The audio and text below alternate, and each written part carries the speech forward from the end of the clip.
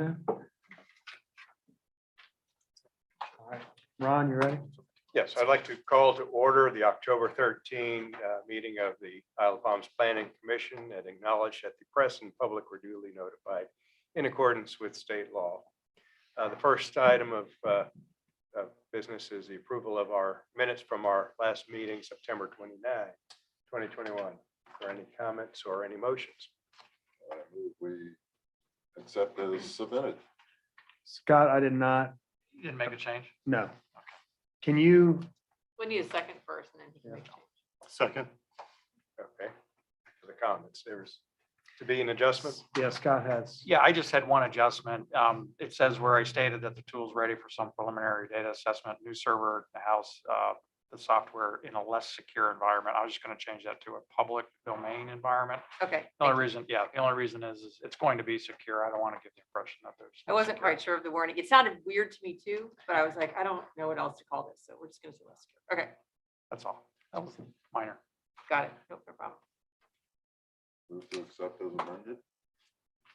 Second. You can vote on them as amended. Any other comments? All those in favor say aye. Aye. Any opposed? Motion passes. So we're back to our business of the short-term rental analysis, which I can't really speak of. We all had our training sessions, and I don't really know where we need to go to there other than perhaps to discuss how we move forward with the program, with data gathering and So we, others. yeah, so since your last meeting, I think it sounds like everybody's now been kind of trained on how to use the tool. I think the next step is Scott has indicated that there's some work on the server end that needs to happen. Once that happens, I understand that kind of usernames and passwords will be created, and then the planning commission members will be have the tool at their exposure. That's They'll be able correct. to And use it. we should have that ready. We're still on track before the end of the month. So at some point in time, you'll probably get an email and just want to confirm names and email addresses. And then what we'll do is we'll send out ID for access, password. You'll be good to go. So and I don't, we've been kind of dancing around, waiting to figure out where we go from here. That's been a key piece of the puzzle. Is the group still at a point where we want to hold off? I mean, discussions, brainstorming, spitballing ideas until we have the data. I think that's until you've kind of had a chance to analyze the data that's being put into this tool. Do you want to, I think it's up to your discretion in terms of how you proceed from here. But we've now kind of had the issue for a while in our court. Don't sense that there's any urgency. There is, there's an election coming up. It's going to be, obviously, your recommendations at this point are not going to become kind of political fodder, or, it's not going to be part of an election process. So I think the schedule is wide open for when you all are ready to start working on ideas and recommendations. But any ideas on that? Any feelings in terms of how to proceed? Do we start kicking around ideas now, or do we start once you've had access to the tool for a while, or what's your preference on that? I just interject. I think, Steve, you were the one at the last meeting, we're kind of suggesting that maybe we start formulating, I don't know, either some ideas around metrics or measures, or, we've got the data. The data's going to be, I think we've validated that it's decent data. We've got a lot of it that we haven't had before. And now we've got the tool to manipulate it. And now it's a matter of, and I think Sandy and others were making the point. Now, what are the questions that we need to answer to formulate a conclusion and recommendations? And do we want to start focusing the attention around those items, the questions and the measures? And do we start with, we talked about maybe carving out certain things so that we focus on the livability question and kind of go from there. Well, I think that's true, and I think it's, there's so many issues that keep popping up, even as we were just trying to get ready for meeting, talking here. It's, we really started out with one mission, was kind of looking at the short-term rental issue. And once you start getting all the data and looking at it, there's lots of other pieces that start to end in there, I think, from, which houses have sewers and other things. So I think we do want to try to stay somewhat focused on answering the first question first, which is what we were charged with, which is short-term rental, and then see how that impacts different parts of the island necessarily. I mean, I think it's really a livability issue when you listen to the public comments and the candidate comments and everything else that you hear out in public. It's a matter of how do we maintain the livability of our neighborhoods and what are the impact of short-term rentals. And so I think we should start coming up with a plan of how we look at that. There's, in my opinion, there's different parts of the island, and therefore looking at them differently might be something we should start looking at. So, what happens in the commercial district versus what happens in the resort versus what's happening in some of the neighborhoods are very different. And that data is now fairly easy for us to start looking at. So I think starting to get our heads around that, we can do now. Pushing the buttons and making it happen and making a pretty chart can happen later this month or early next month. Would it help to even spend a little time defining those areas? Would that be a first step? Well, I think so. I think it's not an easy thing, and it's I'm sure no matter where you draw a line, you say this area represents this or this area represents that. There's always going to be differences of opinions about that, and there's somewhat controversial. But I think you have to start somewhere. For the idea of kind of redistricting, that idea has come up. I guess this would be the third iteration of it, and generally, Are you saying it's not an original idea? well, And I'm not going that far. No, I'm not saying we need to redistrict or change zoning. What I'm saying is looking at different areas is Yeah. different than For the saying, well, analysis. that area is now different, let's zone it differently. I'm not going there at all. I'm saying, let's look at the data and see what it shows. If 90% of our business licenses are in one place, that tells us something. If then we as a commission say, well, maybe we should look at that differently, make a recommendation to count. That's step 2 or 3. right. I agree. First- I agree first with is to that. get the data. and Let's see look what at it shows. exactly. No, I agree with the point. Well, you're making. so my point was going to be that we have kind of historically drawn the line of this potential back part of the island at third or fourth row. Basically, you have kind of oceanfront, you have second row, you have third and fourth row. And you can draw a line behind that row. But we've never really been able to easily analyze the different sides of the line to show what's going on the different sides of the line, which I now Well, think we should be able to do that. we'll now have that ability. It has always been very challenging for the people near the line, on and I both think- sides and all around. So And it's it gets premature to say emotional. that anything's going to change because of that. But I think you have to start somewhere and draw the line and say, okay, what does it look like? Yeah. You saw what I sent you yes, early day. Is yeah. that okay for discussion? sure. Yeah. I mean, it's Right? like I said, yeah, if you want to. Again, this is purely food for thought, rough draft, open for discussion. Should we be doing something like this as we go forward and looking at different parts of the island and the data within those parts is all I'm suggesting here. I'm not even suggesting, I'm just saying, let's discuss it. Because there are Can you explain it? there are use and historic differences between the short-term rentals in Front Beach, in the hundreds of condos in Wild Dunes. And that's where a lot of licenses are. So we should be looking at those areas and saying, how do those stand out differently? And maybe where that line that you were talking about, Douglas, is drawn, is it Palm and Ocean are different than the roads behind them? Let's look at the data and find out. Let's start somewhere and say, we may say that everything ends up 90% of the license end up being in this strip along here. That tells us something. That means maybe we don't need to do something. I don't know. But I think starting to sort the data somehow is the next step. So you're saying use this as a base point, and then if the data shows a few more concentrated areas here and there, then the line zigzag or whatever. You do it in a Yeah. draft and you say, okay, Sure. geez, this is a surprise. Sure. This is Yeah, what now- we were expecting. You're And just now we've scratching got the the surface. ability in each one of these, let's just say this was fine, the way it's drawn as it is, we could plot We can plot age, we can plot units, we can plot bedrooms now. Right. When we can plot occupants, capacity, we can, all that now can just be plotted on a map. Right. And as the point that was made in our learning sessions, and I think maybe even last meeting, you've got a preponderance of, in the Front Beach and in the resort, condos and single unit business licenses, short-term licenses that are going to skew the curve, if you will. Absolutely. You might have, out of our 1,500 licenses, there might be 300 of them, within a single block. In this red section over In here. there is it.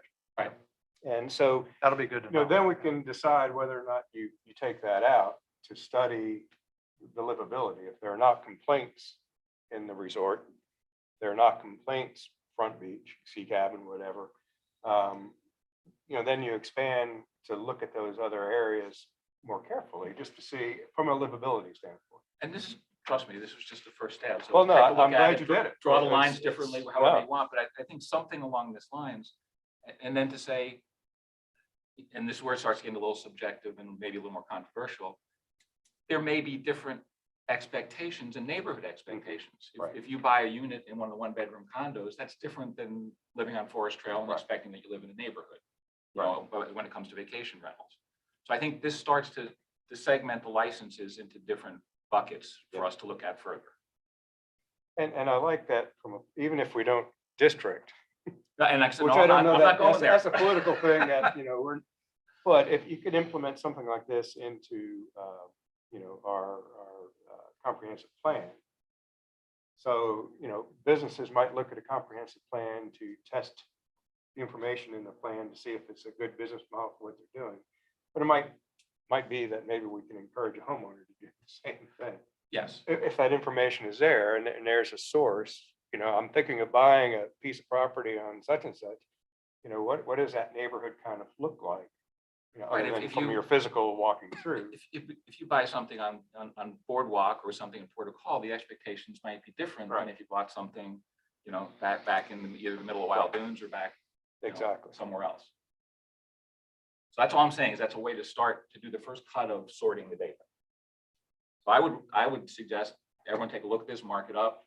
By the time we get to the data, we can say, and these are all, should be, actually, even computers are wonderful, but these are even actually fairly easily sortable. They're basically streets.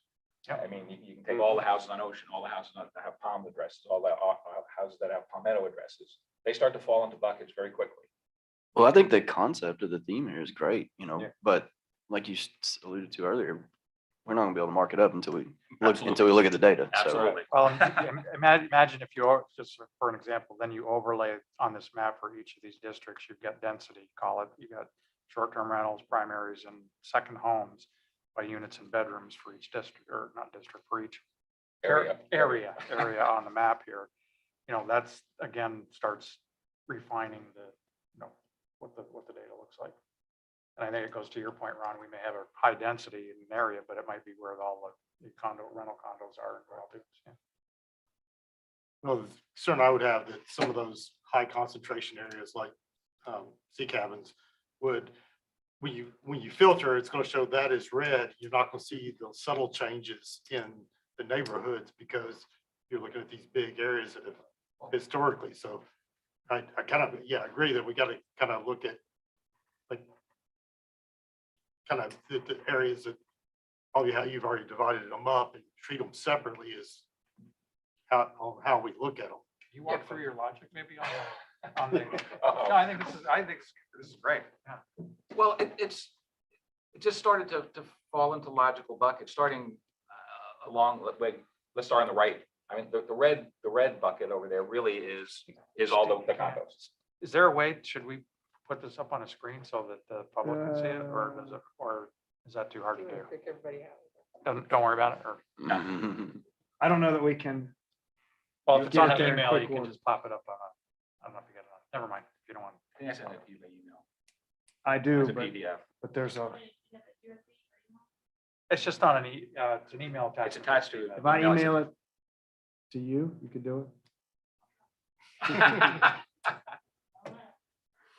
I have one of these iPhone things, you take pictures with That's right. stuff. I just thought if we're talking about this for the next 20 minutes, it might help. Well, I don't want to talk about it. Or 10 minutes, 5 minutes. Okay, never mind. Okay. Really, it was pretty high level and based on my, I've been here 25 years and I think I know the island pretty well. I mean, the red stuff is really all the condos in Wild Dunes. It's all the oceanfront condos, the whole string of them over there.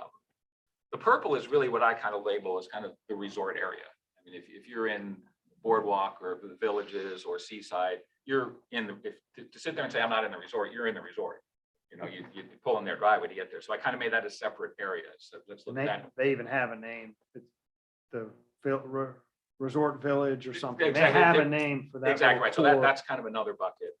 Obviously, the yellow is kind of everything else in Wild Dunes, which is, all the other back streets back there, which tend to be a mix of a little bit of everything. So the red is the condo complex? Randos is all the condo complexes. Yeah.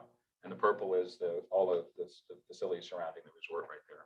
And yellow is everything else in Wild Dunes. The gray I kind of made different because it's really what I would call the residential area outside of the Wild Dunes. It's Sand Dollar and all the number streets that kind of move out to the ocean, which again, I think is probably more of a mix of things. I don't think it's all oceanfront rentals. It's a mix of stuff. So I kind of made the gray area that. Moving over to, I guess, what orangish area is really straight Palm Boulevard, oceanfront, and the first row of Palm. And the light blue is everything behind that. The yellow is the commercial district front beach. So it's sea cabins, the hotels, everything down in downtown. The darker blue is Ocean Boulevard, and the whatever color you want to call that, kind of brownish, is everything behind Ocean Boulevard. So it just seemed like a logical way to start and say, let's look at how they fall out into these buckets. So I think there's a fair amount of short-term rental licenses along the oceanfront. We know that on Palm, on Ocean, the condos, resort area is going to have a lot of licenses in those. So for similarity, I know you've got these different color coded differently, but the yellow, the gray, I'm sorry, the yellow, if I go kind of beyond the first couple rows there, they're all neighborhoods. The three buckets, you've got the over on behind first The row on brownish, Ocean. the light blue, the yellow, and the gray. This, Right. this, okay, all right, I'm just trying to, I would say just from experience that the yellow and Wild Dunes, not picking Steve, but drilling down a little bit, that your Twin Oaks, Correct. Sandpiper, Sand Crab really are kind of a very mixed bag. If we were to run the numbers, I think you'd Right. find out. I lived on Sandpiper for many years, so I know Sandpiper. Yeah, I've lived on 3 different streets. Sandpiper, when I lived there, and I lived 50 years, of the 24 houses on Sandpiper, there's only 2 licenses. Now it's probably changed a little bit, but it was mainly second homes and only 2 licenses. I mean, I've lived in that yellow area, I've lived on 3 different streets that had a total of 120 houses. There was only 5 rental licenses. So once you get off the beachfront, yep. people think, well, all of Wild Dunes is rentals. There's not much going on back there. were you suggesting, Sandy, maybe split that up a Well, little more? without knowing the numbers, looking, and that was one of my notes here, was over to the left on each of the 1 through 9. I had to ask myself that as soon as we get access to the software, it'd be nice to just have the total numbers of what the areas are. Area 1, Ocean Boulevard. How many total properties encompass that blue Absolutely. area, et cetera. And then on the right side, I had segregated out the number of, to break it down further, would be the 6%, the 4%, and then the licenses would give you kind of that second home resident. But yeah, I think we want to get all of that for each of For these each those of buckets. those. If you want to know which they are they primary, second homes, or are they rentals? Yeah. So and with the new data, we should be able to sort that fairly easily. And then kind of looking at that, analyzing those even in more depth. Trust me, Sandy, I will defer to you. You know the island better than I do. This was my pretty No, good this guess. is This great. was my pretty good guess at it. No, this is good, and that gets a starting point from which we can start to ask questions and look at more in-depth data. So is this solely themed based on short-term rentals whenever you were determining the distinguishing characteristics of these areas? I think we want to do what what Sandy just said. I think for the first cut of data, we want to look at licenses, the primary residences, and the second homes. Right. Again, that's correct. I mean, you may sort this very differently if you were looking at some other trade. You wanted to know whatever, you want to know sewer systems, other things. It may be a completely different sort. But I think when you're looking at the residence and the license thing, this is a fairly logical sort. That's what I was thinking. Marty,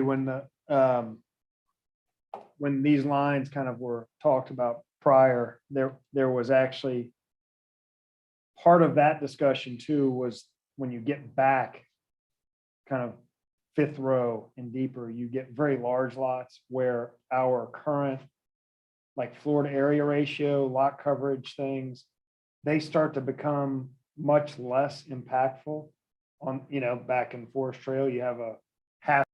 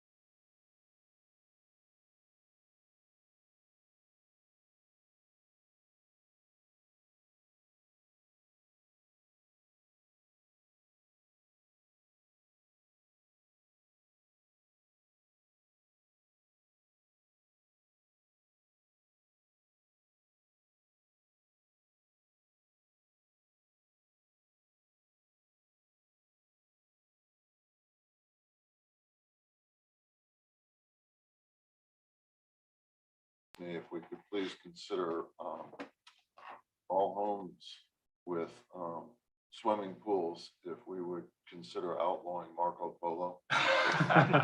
Exactly. Sounds like my wife. Well, interestingly, I had somebody approach me recently and they said that, there's been several rentals that have been constructed recently and the managers have approached them and just said, hey, call me if you have an issue and don't call the police department. So I know we're talking about complaints as a statistic to help develop this, but if that's going on, then it's going to be skewed. And I think that's probably more common. We do the same. We know the people that own the houses. Oh yeah, they're buying. happy to do it. Yeah, Yeah. that was their point. It's like, oh yeah, they thought that was a respectful thing, and they've jumped on it. So how prevalent is that? Yeah, I think that's probably the first call most of the time, I think. So the police department complaint calls might not be Right. Right. a very good. We That's didn't have that many. Didn't we get a printout from them? Yeah, And there weren't 40 that or many. some 40 in a year. Yeah. So would a first to do be to, let's take a crack at the map that Steve, you've already put here. We can always modify the lines, but maybe put this together. And I think what I heard Sandy and the others say was, we want to know what the total number of properties, your units and bedrooms for each of the zones. And then you want to see 4% and the STR licenses. Would that give us a start, a Yeah. baseline for each of the, give us some, Yeah, gives that'd us be great. immediate density? Yeah. Yeah. You know anybody can do that? I We hope- might I not hope have to so. wait till the end of the month to get that. Everybody step back, leave Steve out in front. Mm.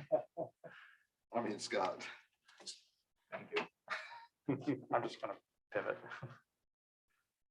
Yes. But again, that's I'll- actually just a query that we were working on by, Yeah, I had by that street for numbers. protocol. I was thinking about that for what, I don't know what the number are for residents in protocol. I have a protocol. And I know that there are maybe as many as 4 full-time residents down there. There might be more than I don't know. I was asking when we got our introduction to the program, if we could query and find, the 4% Right. versus 6% in protocol. And I gather because of the data entry, protocol is not consistent in how it's named. And I thought about it after we finished up, Scott, that it might be easier to run through the property ID number because they're all 604, 908, 21 through 99 or something. I think they're all sequential. Okay. Not 100% sure on that. They're not consistent on the Palmetto Street address if you try to sort it that way. Correct. So I think the tax ID number is probably a better way to do it. Some were at 9,000 Palmetto Drive. I think we ran into 8 of the 84 and the others were, Right. I think they're at 902. There were some and it's just, and it goes to who's working at the deed office when the deed comes through for That's a what good the point. attorneys fill out sometimes. It's not consistent. The tax number always stay the same. So that one's good. That's correct. Okay. Okay, so I'll finish by saying I'm not proposing new districts or zoning or ordinance. I'm just saying this is something to look Yeah. at to sort data. Yeah. Thank you. Good job, Steve. So that's not exactly where we're going to build the wall. is No, between no. two facilities. We're gonna put up fences and no. Just kidding. Although we have one going in downtown Charleston, want the water. Yeah. Keep the porpoises out of the neighborhood. I see we got that from the screen. Thank you. So that's out to the public. Okay. And we'll stick that as part of the minutes, I'm assuming too. We do that. That way it's out.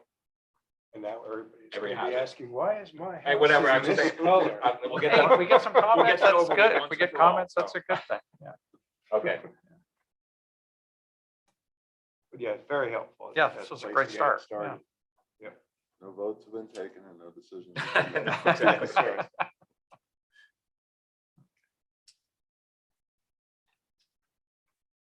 I can't think of anything else we would want right now.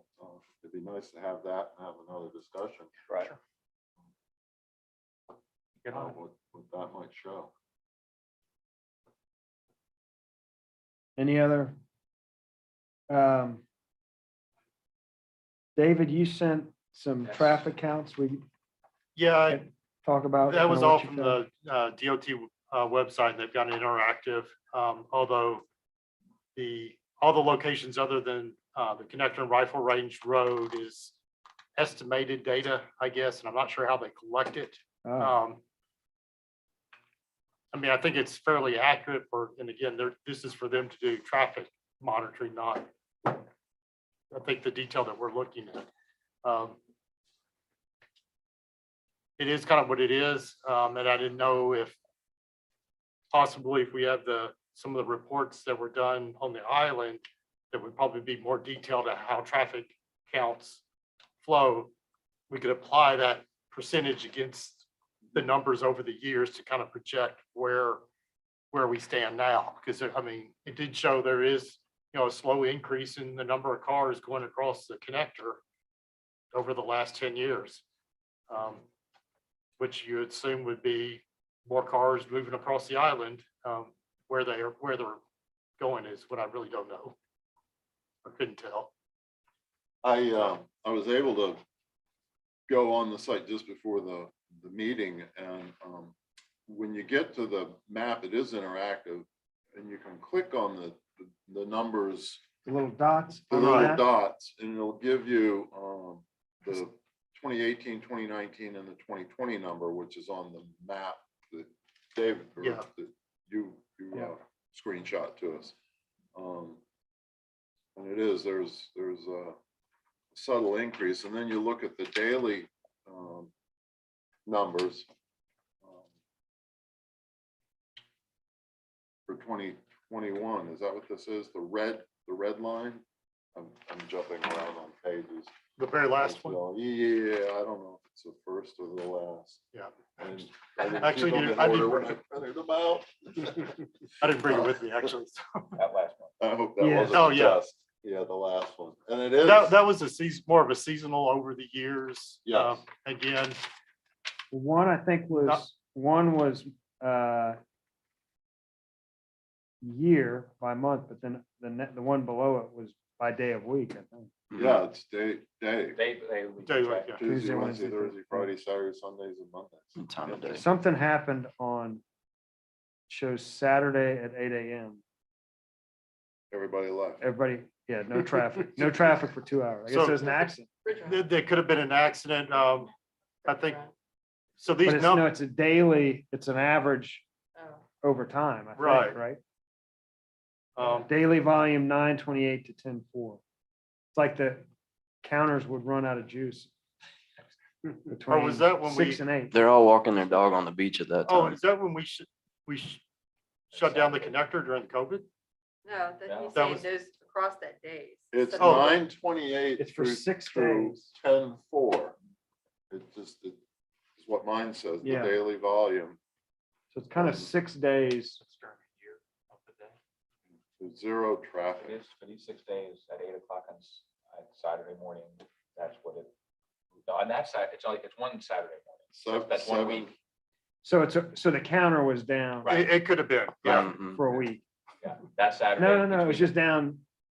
the- Oh, that would have only captured one Saturday. One Saturday. That's right. So for whatever reason, it went out. So on October. For 2 hours on October Saturday morning. 2nd, Saturday, it was down. Yeah. When was the connector run? October Oh, 2nd. that was the connector. October 2nd. Oh, that was connected. That's what she's been saying. I heard that.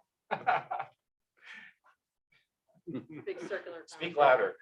Yeah, I was just using it more as an example of what you could pull. You could pull different Yeah. weeks and Throw look at something them. at us. So I wasn't really paying attention to it when it was showing, when I So- captured it, printed it out, So obviously it's highly accurate. apparently. Yeah. So, On that Saturday morning. anyway. Exactly.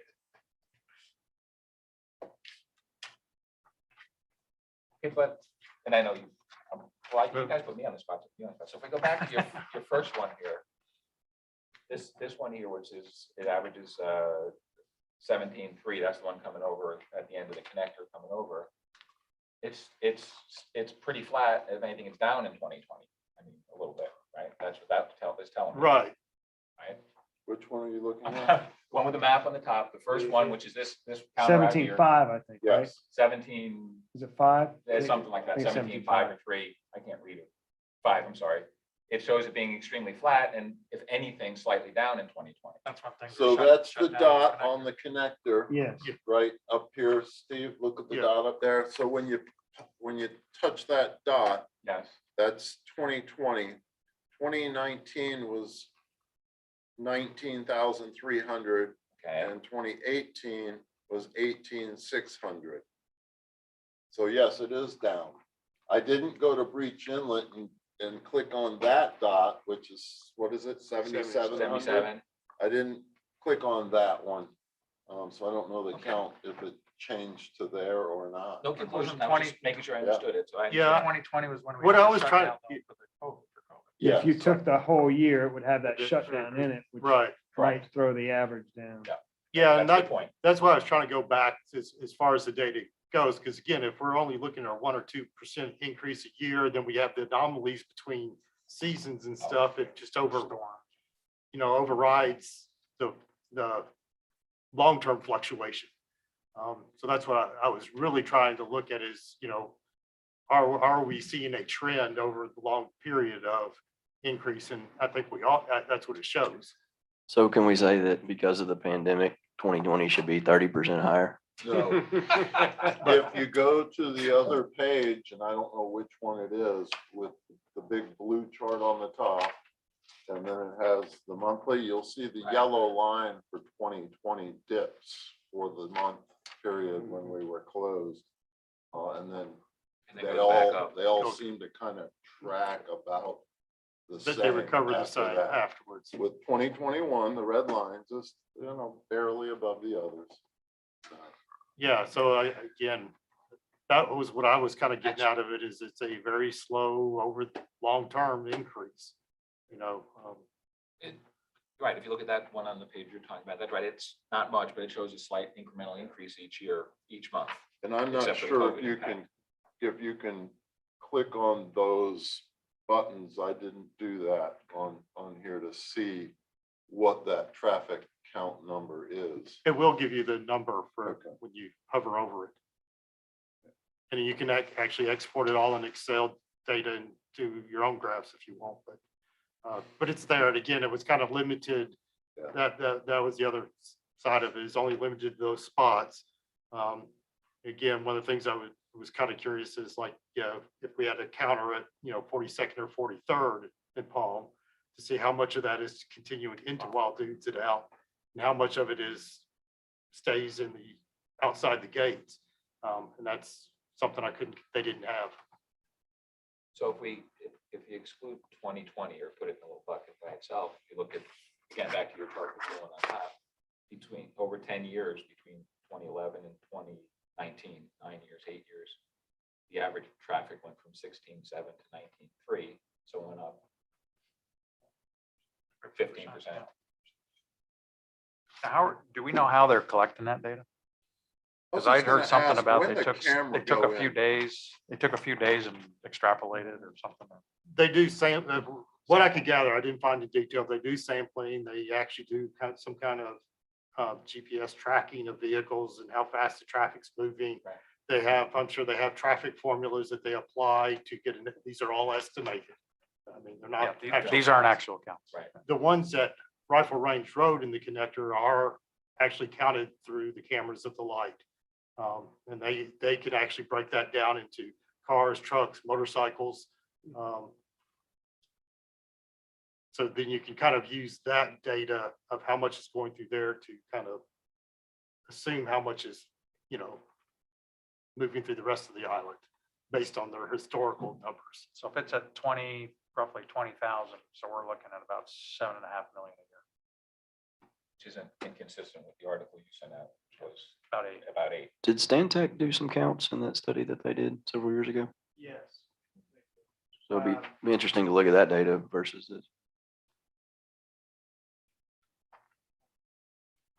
Now that those numbers too, are they crossings?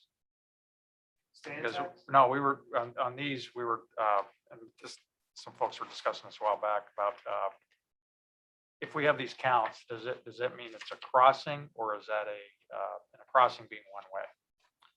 These are broken down into northbound, southbound, like on 703. So if we look at the 20,000, is that 10,000 each way roughly, or is it? No, these are. trips. 20,000 Trip- each way. Trip is one way. These are Yeah. average annual trips. So 17,500 that is going one direction.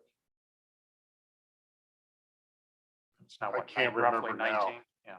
What these, it does, like I said, I do know it will break it down as you drill into it and say, you know, what's the count northbound, what's the count southbound? So I got kind of curious into that of on a week, how many, you know, is it the same number? And it's actually slightly off. Different on and different.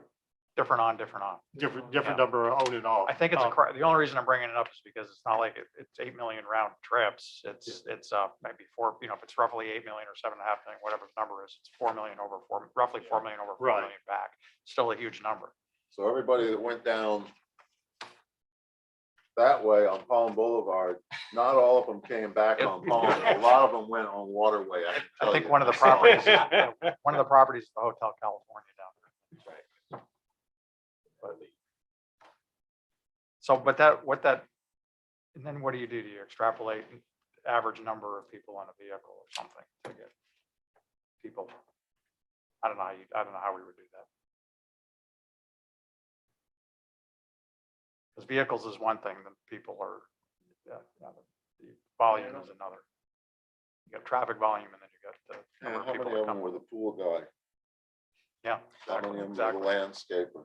Yep. How many of them were, Carpenters. you know, the plumber I needed at my house? Do we think that it would be reasonable to assume that in the slowest months, that is little to no kind of beach traffic? I mean, couldn't you actually analyze, and I don't know what we can do about it, but couldn't you look at the delta between, you know, the very slowest months and assume that that's the people who live here coming and going in the dead of winter, and the delta is the tourist traffic? Doesn't that kind of make sense? Man, I don't know anymore. Yeah, I know. I kind of thought down that process too of trying to compare off-season in the summer months, weekend traffics versus, weekday traffic. I think it validates some of the assumptions we've always made, but it's going to be hard to put it together. Yeah, I mean, there's a steady increase. 100 here, 100 there, add up to 1,000, 1,200 all of a sudden at the end of a year. And you're asking is the peak in the traffic versus the low in the traffic indications of residents? I think that's the question that several folks are trying to get to in terms of how is the livability of the community being impacted by short-term rentals. And I showed, I put out the occupancy graphs. They don't correlate with this traffic at all. For when we have, a peak season, basically June, July, and August, and then the roll off is, it's somewhat shows there in the September, October, and November, but not to the extent that our occupancy rolls off. Right. So I don't know the answer to your question. That's we have more contractors out here every year. And I think that there is a case to be made for the number of businesses operating that people are subscribing to. How many pool permits have you had the last? Too many. in the last They 12 gotta run months? out of places to put pools eventually. Looking for that day. Can I put one in my garage under my house? Doesn't every house now have a pool? It's a It's pretty gotta darn- be pretty close. There's still 2 in my neighborhood that don't. I did have somebody complain about a pool you look at the neighborhood from an aerial standpoint, completely surrounded by pools. Mhm. Every property around. Just incredible, the number of pools. So again, I go back to Marco Polo. What are we Yeah, gonna do about Marco yeah. Polo? And Sandy, this may be an obvious statement, it'll be dumb, but the fact that the traffic doesn't drop off as quickly as your occupancy shows that something else is driving the traffic, obviously. Well, and I'm Right, wondering yeah. about construction And, and subscriptions. and to- daily visitors and other Right, things. So the fact, traffic isn't just driven by short-term rentals or other things, it's being driven by lots of other things. Because it doesn't drop off the same way. It would appear that way. Yeah. And I don't know, I mean, I think this kind of fits in the vein of what we're all saying at this point of, I mean, if we're specifically looking at short-term rentals, and I know that we're also talking about the comprehensive plan and just other bigger issues, but will we ever be able to draw a line between the traffic counts and the short-term rentals and really come up with a meaningful, impactful way to influence it through the short-term rental discussion? I think seems like it'd be very challenging. I don't know. I don't know how you get from one to the other, how you get at it. I mean, Well- we have parking limits. We have occupancy and number of cars you can leave at a rental. I mean, we could analyze that to see if it makes a dent in it. You could make some you'd have to make some assumptions. So let's say right now, I mean, Sandy, you've given us some occupancy by month. We know the number of rooms, we know the number of licenses for hospitality now. We could derive an occupancy, perceived occupancy or something, cars per person coming over. Or, how many average cars do you have for a 4-bedroom? How many average cars do you have for a 5-bedroom? How many average cars do you have for a 3-bedroom, et cetera, et cetera. You got your occupancy, you got your rooms. We could, you could mathematically try to stick something on the wall. Now, and then subtract it out of your totals. Candidly, I don't know that short-term rentals are going to have an impact, but they might not be as big an impact as the day visitors. Yeah, I'm not sure we need to draw that correlation. I mean, traffic on itself is an issue. Yeah. Parking's an issue and short-term rentals, I'm not so sure they don't all stand alone to say that traffic is, it's a contributing factor of short-term rentals, I'm sure, but Traffic, it's not the only factor driving traffic. well, traffic is different than the short-term rentals. Aren't they going to be parking at their short-term rental, not in? Right. in- And in- parking, Right. right. So I see, so those are 3 very important issues, but we don't necessarily have to relate them all back to one thing being short-term rental licenses.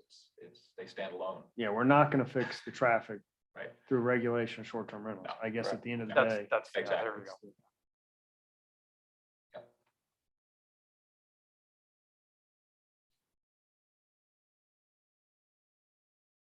It is, like I said, it's very interesting to look at. I mean, it has been a ball of yarn to try to unwind forever. I did just send you the Stantec presentation that they gave.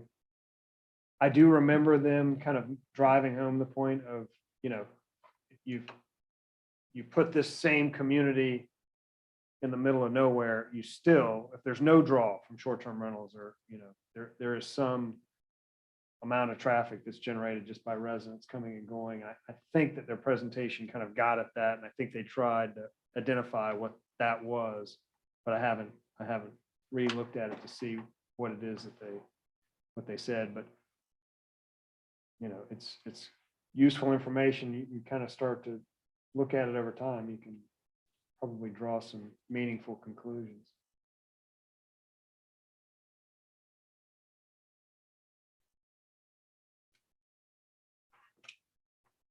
Anything else? So I guess on short-term rentals, we're gonna get the tool up and running. We're gonna look kind of 4%, 6% short-term rental in the various districts, Areas. areas. It's more generic. Yeah. Anything else on that?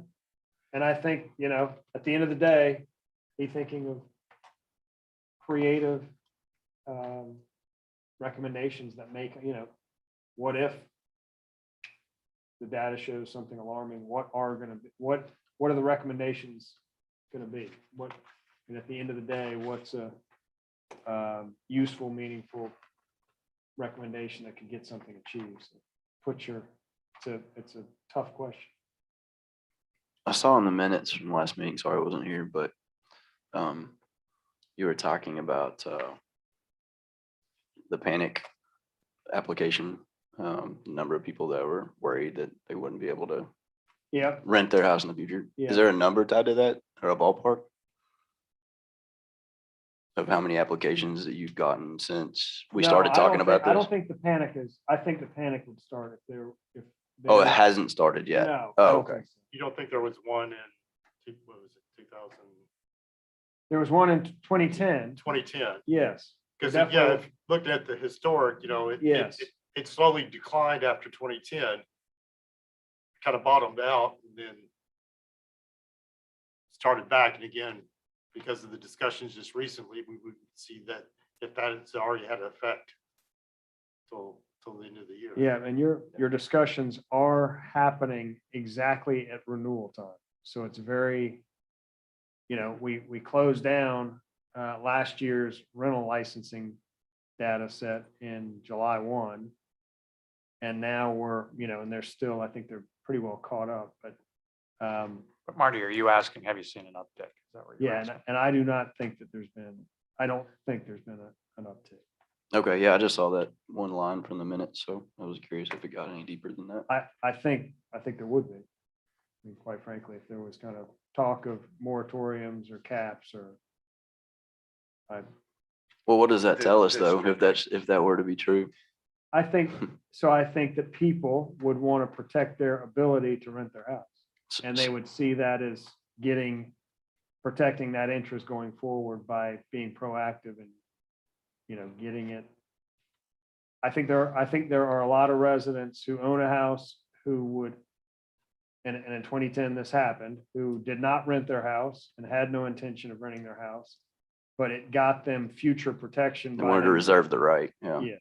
So what is it? I mean, that tells you that maybe most people out here have it in the back of their mind that they could rent their house short term. Well, and I think maybe they would never do it, but they see it as a value to some future potential owner, that it would be worth something to somebody else.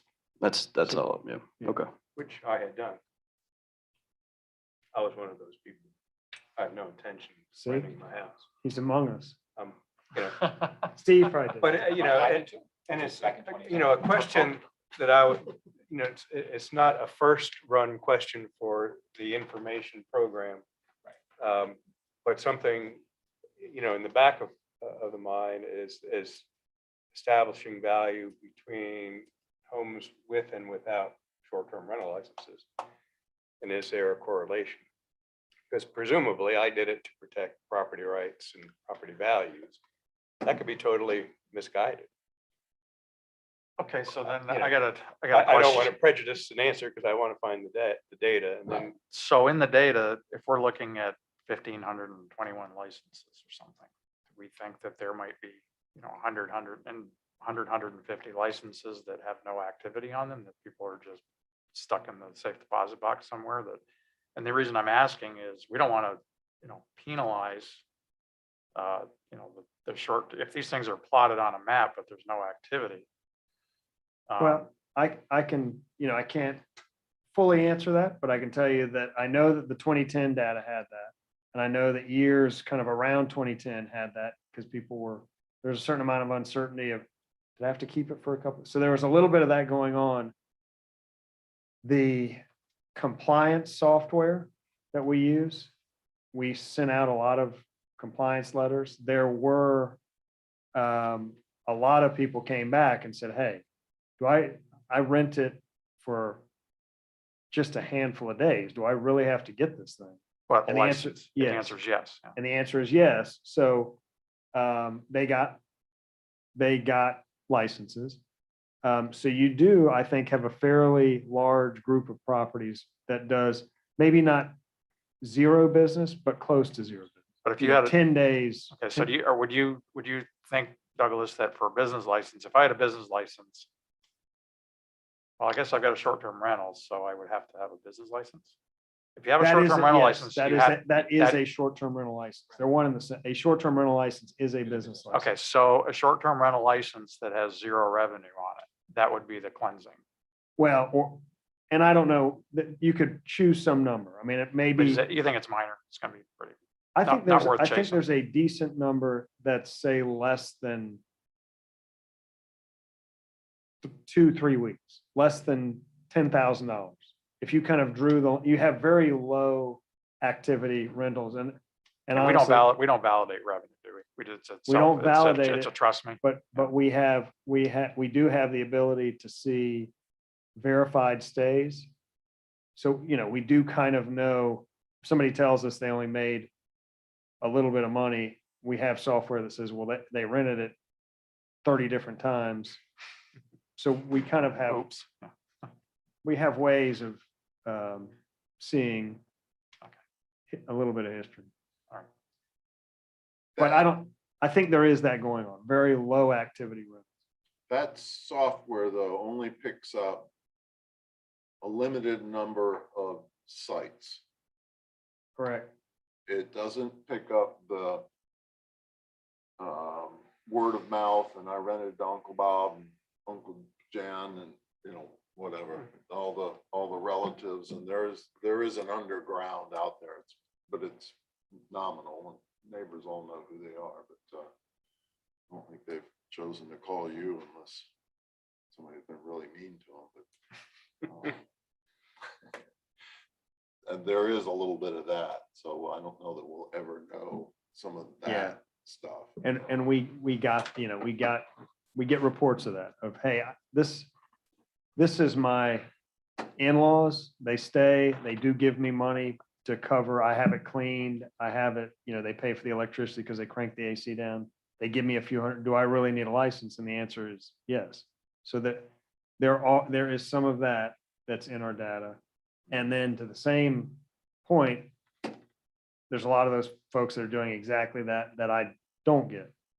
I would think if it is a popular, I mean, if it's being used truly as a rental, I think we're getting the vast majority of that. Yeah, if it's on the front beach, I think you're probably got it. Yeah, So I don't know if it's worth looking at just to see how big. I do know, looking at some of the 4% properties that have a rental right license. Again, you'd have to make the assumption if they're legal, it's under, 90 days? 70. 72 days. So you they're can renting under maintain your 72 days. 4%. Again, we could pull a count of those. But even that 72 is gonna be the high season, which is, Right. Saying it'll narrow it down a little. It would narrow it down to give us some idea of how much it's occurring.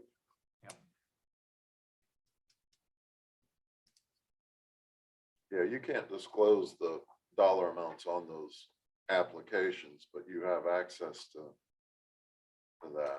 yes, I do. And I have Staff, access to course, kind of is reviewing. number of verified stays. But even just if we can get it, just from a sampling, just some kind of a percentage of how many of the short-term rental licenses are underutilized. Just as just another, So anything that's under $10,000, how many of them Yeah, are there? yeah, that Just would as be easy a to, what if? and not having to pour through 1,400 of them, but there's got to be a pattern or rhythm or something. Is it 2%, 5%? yeah, I mean, I have that database with all the revenue that I don't share Yeah. with you, obviously, but I could very quickly just tell you of the 14, 1,500, 300 are less than 10,000. Should we have a pool going? Marco. Going back to the whole rental license and not renting, you were talking about your scenario. The one that crosses my mind is if for some reason I had to leave the island, I'd want to keep the house to come back to. So I would want to rent it out to cover the mortgage and, and I think that's a valid case for a lot of people that own family property on the island that, Well, you're talking long-term versus short-term Right. though, at that point. but you'd still want the ability to rent it out. So you would get the rental license. If they were going to be a capital, that you'd want to go ahead and get it. But I don't know. David, are you saying you would rent it long-term or both? Depends on whatever I could make me the Whatever you- money the to highest afford and- me to keep the house. Right. Are you gonna move your furniture out or are you gonna leave your furniture? That's That it. might That's the determine what you're question. gonna do. What about all the spices in the spice rack? There is And an extra condiments charge and- for a key to that cabinet. All right, until we get more data, we'll hold the discussion until we have additional data. I don't, my mic is out of that. Yes. So, I really don't have anything to report on priority investment. I don't have anything to report. Okay. We're working on, we're working on money, I should say. We're not working on the comprehensive plan terribly actively, but money is being pursued. That will be reflected. That's kind of what that element is all about. So Do we have a deadline for the comprehensive plan? no, we should, I think that to keep things rolling, we should maybe, we want to keep it moving. We don't have a firm deadline. There is a requirement that we update it every 10 years. We are at the 5-year mark, which just requires that you review it. It's been reviewed. You are in the process of updating it. So you're actually going to be ahead of the schedule the required update is not until 10 years. So I I think our, guess you do technically have the deadline. I think our target was nowish last year, wasn't it? I think so. Yeah, we should get that kind of on the shelf as finished business in the near term. And I think we have a handful of kind of harder elements. I know we've kind of punted on transportation. We wanted housing. We wanted, I think, access to this tool to really work on the housing element. We have the Priority Investment Act, which is dealing all with grants and how to prioritize grant funding. So kind of have it down to the last hard ones, but I think we're going to be in a good place.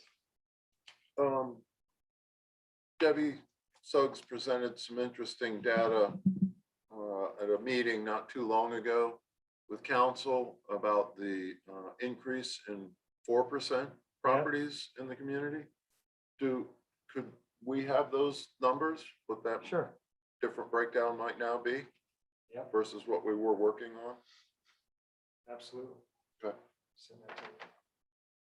Because our data from the assessors is what, a year and a half old? I think it's a year, isn't it? It's a year in arrears. It's a year and a half.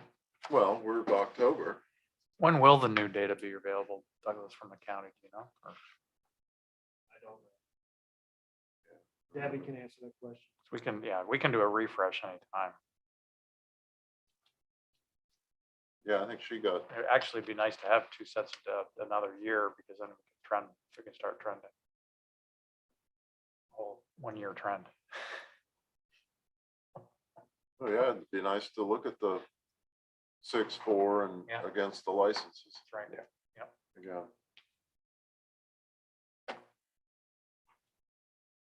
Anything else? The few, just a quick side note, the few that I looked at, because really the database, we're looking at are really kind of 2 databases. It's the property database and it's the tax. The tax doesn't get upgraded every year, but the few I hand checked of people I know that have moved and sold and redeeded, those are updated They're every current. 3 or 4 months. So Yeah, I and think it's that's a rolling. we right. have a Those, big those get assessment.